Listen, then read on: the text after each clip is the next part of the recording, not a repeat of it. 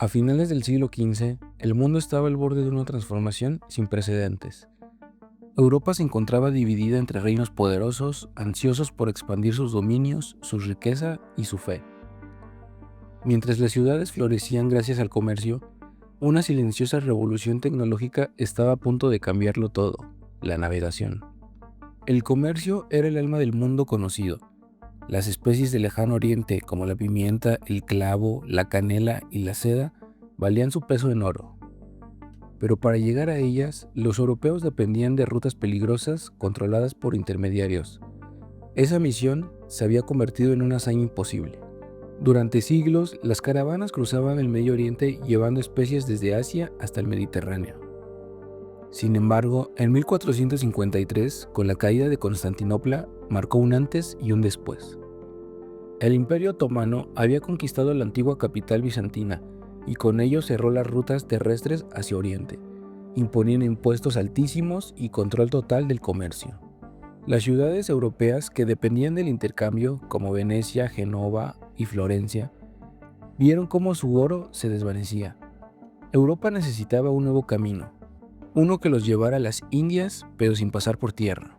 Así, las rutas comerciales tradicionales estaban al límite, y las grandes potencias buscaban desesperadamente nuevos caminos hacia el este. En este escenario, las monarquías europeas se consolidaban. España emergía como una potencia unificada tras la Reconquista y el matrimonio de Isabel de Castilla y Fernando de Aragón, los reyes católicos. Por su parte, Portugal, bajo el liderazgo del príncipe Enrique el Navegante, ya había iniciado exploraciones por la costa africana. Los exploradores portugueses comenzaron a descender por la costa africana, fundando puestos comerciales y mapeando rutas desconocidas. Su meta era clara: llegar al Índico navegando hacia el sur y el este. Inglaterra y Francia, aún marcadas por sus guerras internas, observaban con interés los avances marítimos de sus rivales. En aquel tiempo, el oro, la fe y la gloria movían los destinos de las naciones, y las coronas sabían que quien encontrara una nueva ruta al este dominaría el comercio mundial y cambiaría el equilibrio del poder para siempre.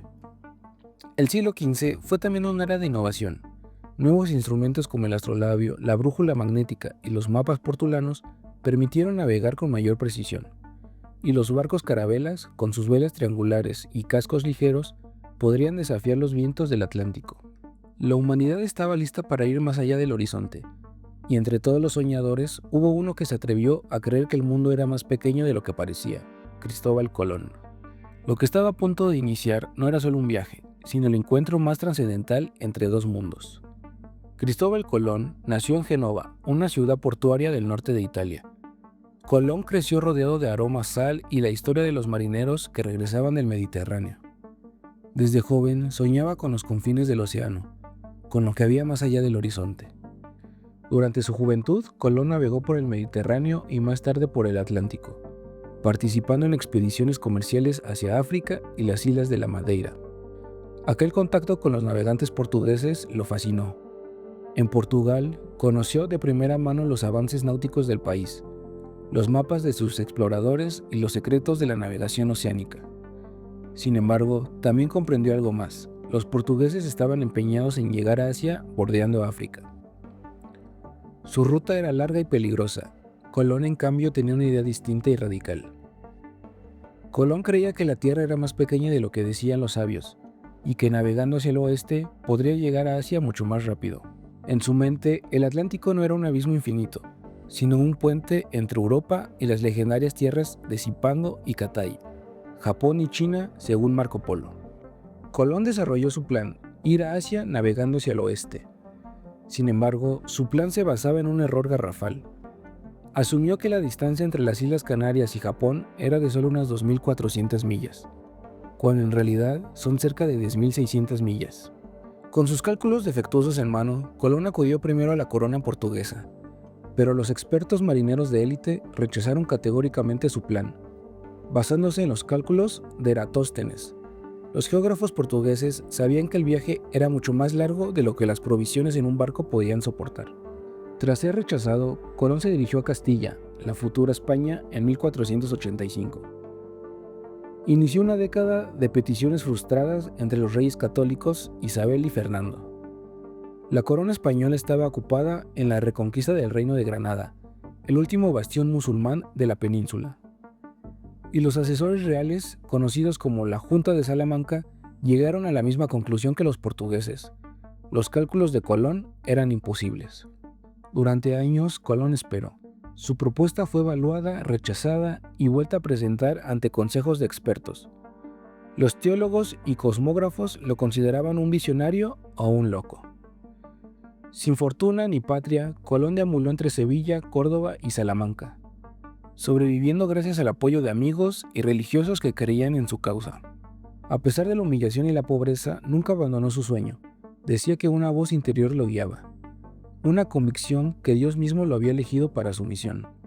No fue sino hasta 1492 cuando la victoria sobre Granada liberó los recursos y la atención de los reyes católicos, que la situación cambió.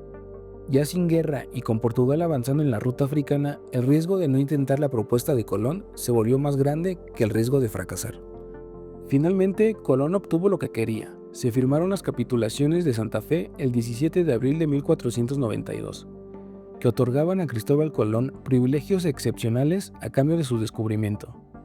Fue nombrado almirante del mar Océana, virrey y gobernador de todas las tierras que encontrara, además del 10% de las ganancias. Para un extranjero sin nobleza ni fortuna, aquel acuerdo era una apuesta increíble.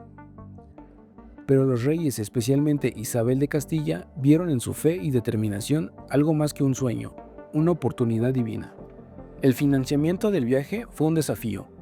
La corona apenas se recuperaba de la guerra y sus arcas estaban agotadas. Fue entonces cuando surgió el apoyo de particulares como el banquero Luis de Santángel, quien adelantó una parte del dinero necesario, y el duque de Medina, que colaboró con recursos logísticos. En total se reunieron los fondos suficientes para preparar 3 embarcaciones, 3 pequeñas naves que cargarían el peso del destino del mundo. Las 3 embarcaciones elegidas fueron la Niña, la Pinta y la Santa María. La Niña y la Pinta, ágiles carabelas de vela triangular, pertenecían a los hermanos Pinzón, experimentados marineros de Palos de la Frontera. La Santa María, más grande y robusta, era un nao y sería la nave capitana de Cristóbal Colón. Aunque pequeñas, ninguna superaba los 30 metros de largo. Estaban destinadas a realizar el viaje más trascendental de la historia humana. La tripulación total, poco más de 90 hombres, en su mayoría marineros de Palos, Moguer y Huelva. Entre ellos aventureros, navegantes, prisioneros perdonados y creyentes de una causa que pocos entendían. El 3 de agosto de 1492, las 3 embarcaciones partieron del puerto de Palos de la Frontera. Su destino era incierto. Su meta, alcanzar las tierras de Asia navegando hacia el oeste, siendo una ruta que ningún hombre había intentado antes. El océano se abría entre ellos como una extensión infinita, un mundo de agua y silencio que parecía no tener fin. Día tras día, los hombres de la Niña, la Pinta y la Santa María se enfrentaban al miedo, al cansancio y a la duda. El Atlántico era un territorio desconocido, lleno de supersticiones y relatos de monstruos marinos. Cada amanecer era un triunfo, cada anochecer una prueba más de fe. Colón registraba cada detalle en su diario, midiendo la distancia, observando el cielo, ocultando a su tripulación el verdadero número de leguas recorridas para mantener viva la esperanza. Pasaron las semanas y la ansiedad comenzó a apoderarse de los marineros. No había señales de tierra, el agua dulce escaseaba y los vientos parecían arrastrarlos a un destino sin retorno. Se rumoreaba un motín y algunos exigían regresar a España. Pero Colón, firme en su fe, se mantuvo inquebrantable. Decía que Dios lo guiaba y que pronto verían tierra firme. El 9 de octubre, cuando la desesperación era mayor, comenzaron a aparecer señales en el mar. Ramas flotantes, trozos de madera tallada y un pequeño ramo verde aún fresco. El corazón de los hombres se llenó de esperanza. Colón ordenó mantener el rumbo, convencido de que la tierra estaba cerca. En la madrugada del 12 de octubre de 1492, desde La Pinta, el marinero Rodrigo de Triana divisó algo en la distancia. Una línea oscura entre la niebla, una forma firme sobre el horizonte. Y entonces se escuchó el grito que cambiaría para siempre el curso de la humanidad. Tierra, tierra a la vista. Habían llegado, pero no a las Indias como creían, sino a un nuevo mundo del que Europa no sabía nada. Aquel amanecer del 12 de octubre de 1492, la humanidad cruzó por primera vez los límites del mundo conocido. Colón creía haber llegado a Asia, sin saber que acababa de descubrir un continente entero. El viejo mundo y el nuevo mundo estaban a punto de encontrarse y nada volvería a ser igual. Habían llegado a una isla del archipiélago de las Bahamas, que los nativos llamaban Guanahani. Colón, creyendo haber llegado a las Indias Orientales, la rebautizó como San Salvador. El paisaje era distinto a todos los que los europeos conocían. Un cielo despejado, árboles desconocidos y un aire húmedo perfumaban y llenaban los sentidos de los marineros. Las aguas eran tan claras que podían ver el fondo del mar, y los pájaros de colores vivos revoloteaban por encima de ellos. En su diario, Colón escribió maravillado: «Las tierras son hermosas y fértiles, con muchas aguas y frutas de mil maneras». De entre los árboles comenzaron a aparecer los habitantes del lugar. Eran los taínos, un pueblo pacífico que vivía de la pesca, la agricultura y el trueque. Desnudos, con la piel cobriza y adornados de oro, observaban con asombro a aquellos extraños hombres de piel clara y ropas brillantes que habían llegado del mar en grandes cosas flotantes. Colón los describió como gente amable, generosa y curiosa.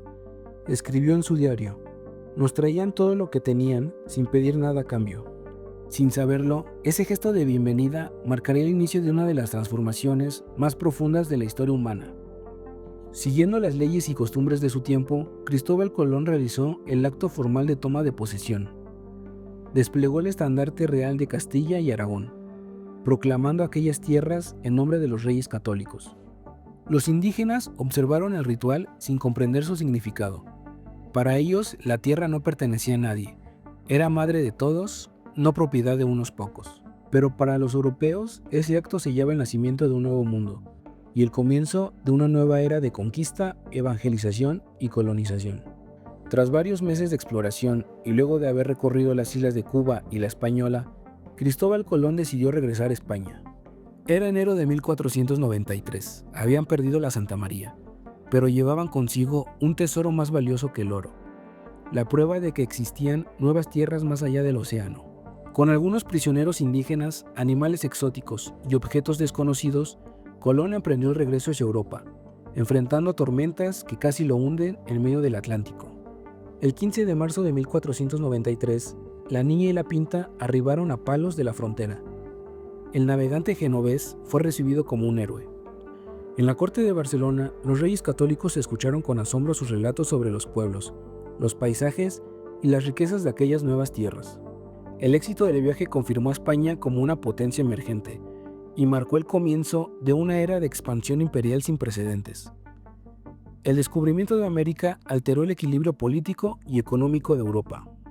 España se convirtió rápidamente en la nación más poderosa del continente, mientras Portugal, preocupada por perder su dominio comercial, negoció con el Papa el Tratado de Tordesillas, que dividió el mundo en dos zonas de influencia. Aquella línea imaginaria, trazada sobre el Atlántico, otorgaba a España el derecho sobre las tierras del oeste y a Portugal las del este. Sin saberlo, estaban repartiendo un continente entero que apenas comenzaban a conocer.